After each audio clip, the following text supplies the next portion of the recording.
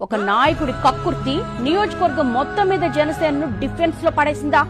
జనం అడిగే ప్రశ్నలకు నాయకులు సమాధానం చెప్పుకోలేకపోతున్నారా? వరద బాధితుల కోసం సేకరించిన బియ్యాన్ని అమ్ముకున్న పార్టీ నేత ఎవరు? నిలదీస్తే ఇప్పుడు పార్టీకి విరాళం ఇస్తామనడాన్ని ఎలా చూడాలి? పార్టీ పరువును నిలువున బజారుకి ఇచ్చిన నేత విషయంలో అధిష్టాన వైఖరేంటి? నిరుడు వరదలు విజయవాడను అల్లకల్లోలం చేసేశాయి. ఆపదలో ఉన్న బాధితులకు అండగా మేముంటామంటూ పెద్ద ఎత్తున దాతలు ముందుకొచ్చారు. తోచిన సాయం చేశారు. అంతవరకు బాగానే ఉంది. అయితే అదే సమయంలో కనీస మానవత్వం లేకుండా శవాల మీద పేలాలేరుకునే బ్యాచ్లు కూడా తమ పని తాము చేశాయట. బాధితులకు సాయం పేరిట వసూలు రాజాలు కొందరు బాగానే వెనకేసుకున్నట్టు అప్పట్లోనే చెప్పుకున్నారు.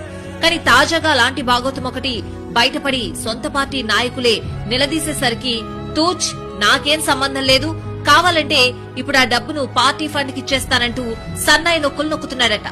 అసలు విషయం ఏంటంటే ఉమ్మడి పశ్చిమ గోదావరి జిల్లాలోని గోపాలపురం నియోజకవర్గ జనసేన ఇన్ఛార్జ్ సువర్ణరాజు అప్పట్లో వరద బాధితుల కోసం బియ్యం సేకరించారు. వరద సాయం కోసం పార్టీ శ్రేణులు 4 మండలాల్లో ఊరూరా తిరిగి బియ్యం సేకరించాయి. వివిధ వర్గాల నుంచి సేకరించిన బియ్యాన్ని విజయవాడ వరద బాధితులకు పంపే బాధ్యత తీసుకున్న సువర్ణరాజు ఆ పని చేయకుండా తన కక్కుర్తి బుద్ధి ప్రదర్శించారట. దాదాపు 15 లక్షల రూపాయల విలువైన బియ్యాన్ని బాధితులకు పంపకుండా బయట మార్కెట్లో అమ్మేసుకున్నట్టు ఇప్పుడు గుప్పుమనడంతో